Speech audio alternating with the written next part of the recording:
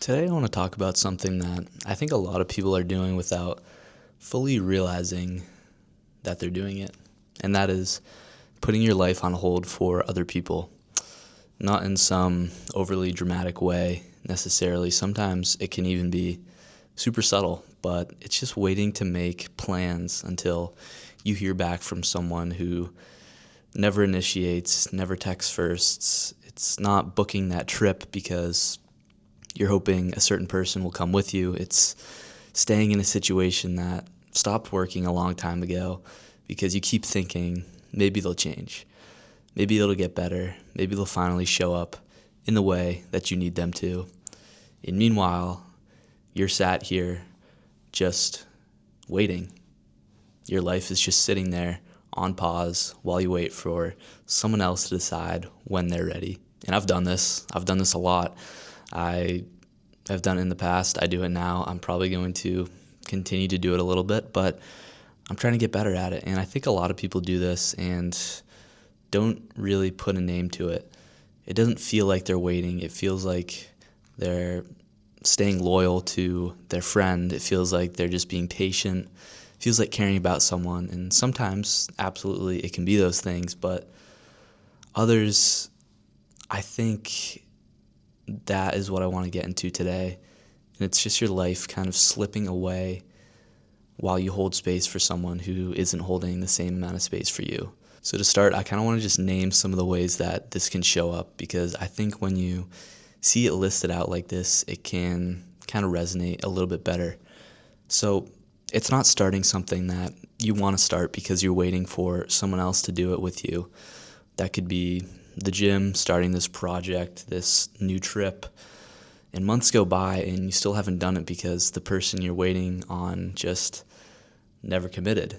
It's staying in a friendship where you're always the one to reach out, you're always the one initiating, always the one making plans, checking in, and you keep doing it because you care about them, and that's real, but somewhere in the back of your mind you know they probably don't feel the same about you than you do for them. And you keep waiting for it to even out.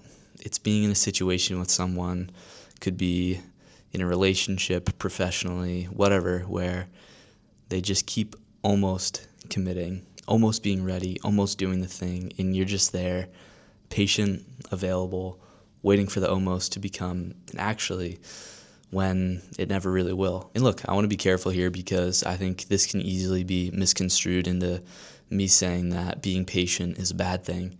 And I'm not saying that whatsoever. I'm not saying that caring about people and giving them time is wrong, but sometimes relationships go through these phases, and sometimes things genuinely do come around and people do need their time. But there's a difference between giving someone time and giving someone your life.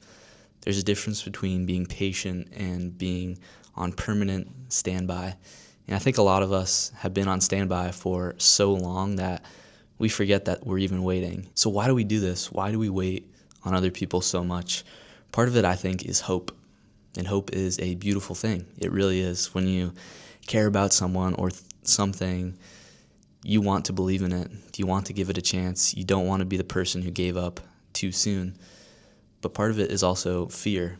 Fear that if you stop waiting, if you move on, if you make the plans without them, if you stop being so available all the time, that's the moment they'll finally come around and you'll have just missed it. So you stay, just in case. And part of it, and this is the one I think about the most, is that waiting feels safer than moving, because as long as you're waiting, you haven't made a decision and you haven't closed that door. You haven't had to sit with the grief of admitting that something isn't what you hoped it would be. And that's such a normal thing to do. It's a totally normal human being emotion, feeling, decision, and I'm not judging it, but I think it's worth being honest about, because if you're waiting out of hope, that's one thing. If you're waiting out of fear of what it means to stop waiting, that can get really messy.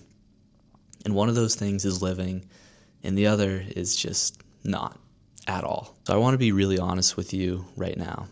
Every day that you spend waiting for someone else to be ready, to commit, to show up, to change, to finally give you what you've been asking for, that's a day of your actual life. Not a practice day, not a draft. That's the real thing. And I think we forget that because waiting feels passive, like you're not really doing anything, so you're not really losing anything. But you are. You're losing time, you're losing experiences you could have been having, you're losing energy that could have gone towards things and people that are actually present and available and ready. And maybe the hardest part is you're losing the version of yourself that gets to just live freely without other people's timelines distracting yours and dictating yours. Here's what I know, and that is the people who are meant to be in your life, who genuinely want to be there, they don't make you wait like that. They don't keep you on standby. They show up. Sometimes maybe it'll be imperfect, but that's okay. But they consistently show up day after day because they want to. And the ones who keep you waiting indefinitely, maybe they have their reasons. Maybe those reasons are real and valid, but their reasons are not your responsibility to carry. So what do you actually do? Because I know that just stop waiting is not really great advice. So first, I think you have to make the plans anyway. The trip, the dinner, the thing you've been putting off because you were hoping someone would join you. Just book it. Just do it. Stop letting someone else's unavailability determine what you get to experience. Your life does not need a cosigner. Also, you have to notice where your energy is going, because a lot of waiting isn't just time, it's mental energy. It's the thinking about them, checking your phone, the wondering, the hoping, and all that energy could be going somewhere that actually gives you something back. So start noticing that imbalance and start redirecting slowly. You also have to give yourself an honest answer to this situation. If nothing changes, if this person or situation stays exactly as it is this okay with me? Not, is it painful? Not, do I wish it were different? Is it okay? Can I build a life I'm happy with around this as it actually is right now? And if the answer is yes, then maybe the waiting is okay. Maybe you've genuinely accepted it and you're at peace with it. But if the answer is no, then you already know what you need to do, I think. Even if it's hard, especially if it's hard, it's going to be hard. Even if it hurts, even if you're not ready yet, you know what you need to do. You deserve people who show up for you the way you show up for them, not people you have to convince, not people you have to wait on, people who just want to be there because you matter to them, because it's not that complicated when it's right. Now here's what I want to leave you with. You are not a waiting room. You are not a placeholder. You are not someone whose life should be organized around whether or not someone else decides to show up. You are a whole person with a whole life that is happening right now, today, not someday when things finally align. And that life deserves your full attention, not whatever's left over after you've spent it waiting. So, if there's someone or something you've been waiting on, I'm not telling you to give up on it. I'm just asking you to honestly look at what the waiting is costing you and decide whether it's worth it. Because some things are definitely worth waiting for. Some people are worth the patience. But you, your time, your energy, your life, you are worth more than indefinite standby. So go live your life, make the plans, book the thing, and show up for yourself the way you've been showing up for everyone else around you. I'll see you guys in the next one.